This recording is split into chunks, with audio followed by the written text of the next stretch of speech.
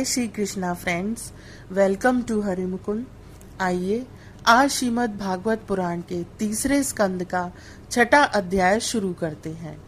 इसमें भगवान के विराट शरीर की उत्पत्ति किस तरह से हुई, इस विषय में बताया गया है। मैत्रेय ऋषि ने कहा, सर्वशक्तिमान भगवान ने जब देखा कि आपस में संगठित न होने के कारण ये मेरी महतत्व आदि शक्तियां विश्व रचना के कार्य में असमर्थ हो रही हैं, तब वे काल शक्ति को स्वीकार करके एक साथ ही महतत्व, अहंकार, पंचभूत, पंच तन्मात्रा और मन सहित 11 इंद्रियां, इन 23 तत्वों के समुदाय में प्रविष्ट हो गए। उनमें प्रविष्ट होकर उन्होंने जीवों के सोए हुए अदृष्ट को जागृत किया और परस्पर विलय हुए उस तत्व समूह को अपनी क्रिया शक्ति के द्वारा आपस में मिला दिया। इस प्रकार जब भगवान ने अदृष्ट को कार्योन्मुख किया, तब उस 23 तत्वों के समूह ने भगवान की प्रेरणा से अपने अंशों द्वारा अधिपुरुष विराट को उत्पन्न किया।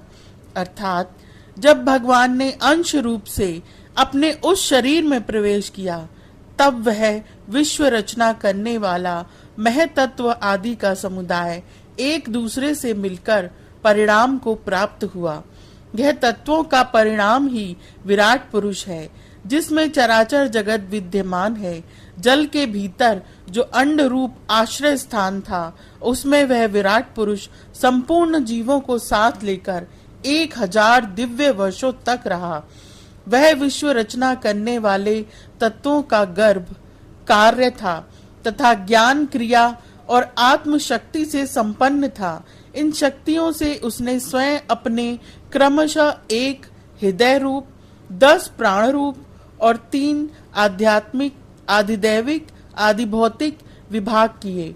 यह विराट पुरुष ही प्रथम जीव होने के कारण समस्त जीवों का आत्मा, जीव रूप होने के कारण परमात्मा का अंश और प्रथम अभिव्यक्त होने के कारण भगवान का आदि अवतार है। यह संपूर्ण भूत समुदाय इसी में प्रकाशित होता है। यह आध्यात्म, अधिभूत और अधिदैव पुरुष से 3 प्रकार का, प्राण रूप से 10 प्रकार का और हृदय रूप से 1 प्रकार का है।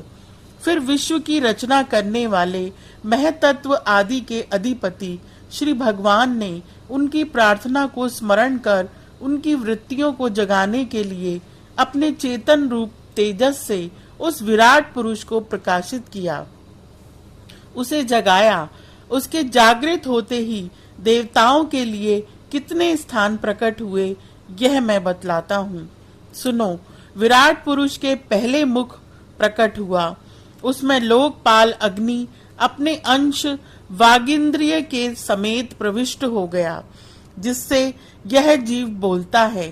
फिर विराट पुरुष के तालु उत्पन्न हुआ।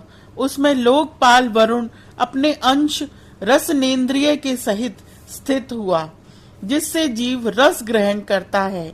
इसके पश्चात उस विराट पुरुष के नथुने प्रकट हुए। उनमें दोनों अश्विनी कुमार अपने अंश घ्राण इंद्रिय के सहित प्रविष्ट हुए, जिससे जीव गंध ग्रहण करता है।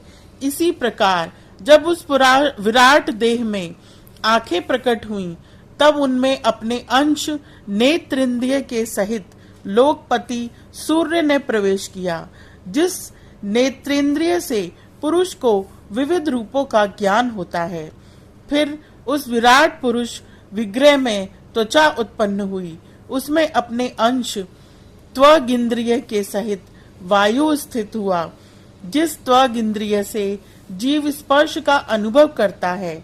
जब इसके कर्ण छिद्र प्रकट हुए, तब उनमें अपने अंश श्रवणेन्द्रिय के सहित दिशाओं ने प्रवेश किया, जिस श्रवणेन्द्रिय से जीव को शब्द का ज्ञान होता है। फिर विराट पुरुष विराट शरीर में चर्म उत्पन्न हुआ। उसमें अपने अंश रोमों के सहित औषधियां स्थित हुईं, जिन रोमों से जीव खुजली आदि का अनुभव करता है। अब उसके लिंग उत्पन्न हुआ। फिर विराट पुरुष के गुदा प्रकट हुई। इससे जीव मल त्याग करता है। इसके पश्चात उसके हाथ प्रकट हुए, उनमें अपनी ग्रहण त्याग रूपा शक्ति के सहित देवराज इंद्र ने प्रवेश किया। इस शक्ति से जीव अपनी जीविका प्राप्त करता है।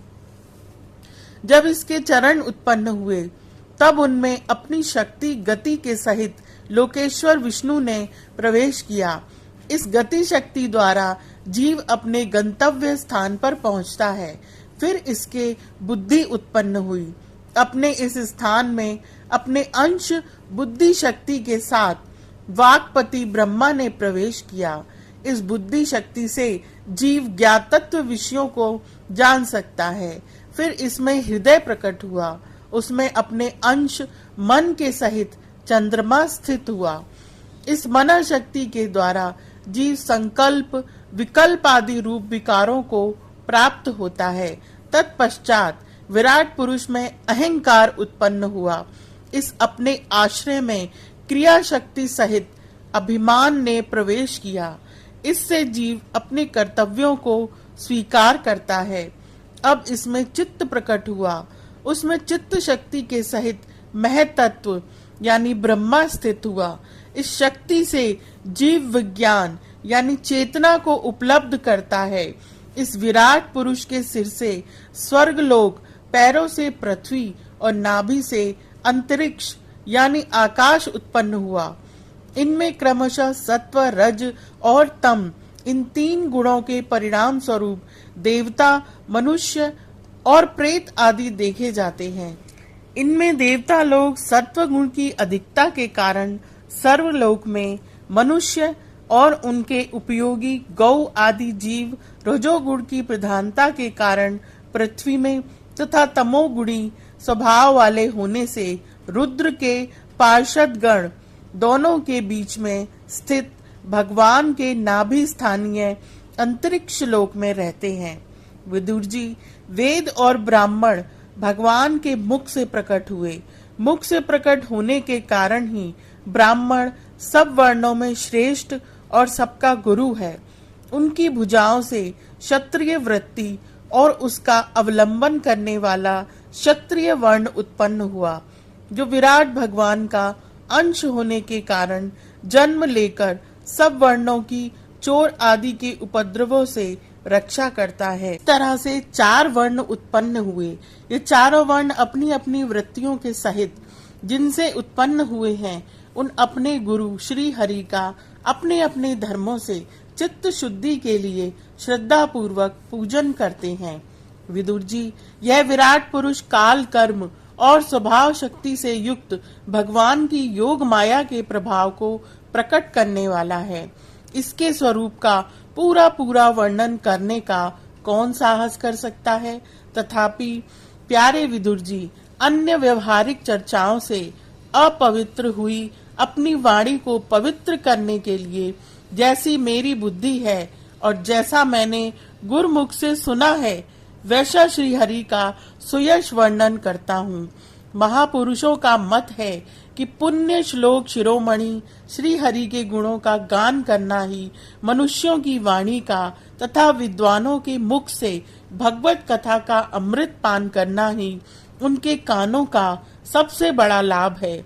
हम ही नहीं, आदि कवि श्री ब्रह्मा जी ने 1000 दिव्य वर्षों तक अपनी योग परिपक्व बुद्धि से विचार किया, तो भी क्या वे भगवान की अमित महिमा का पार पा सके।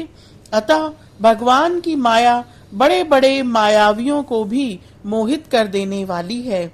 उसकी चक्कर में डालने वाली चाल अनंत है।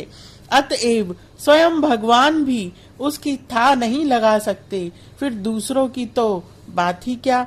जहाँ न पहुंचकर मन के सहित वाणी भी लौट आती है तथा जिनका पार पाने में अहंकार के अभिमानी रुद्र तथा अन्य इंद्रिय अधिष्ठाता देवता भी समर्थ नहीं है, उन श्री भगवान को हम नमस्कार करते हैं। यह अध्याय यहीं समाप्त होता है। आज के लिए इतना ही। Please like, share and subscribe my channel. Thank you.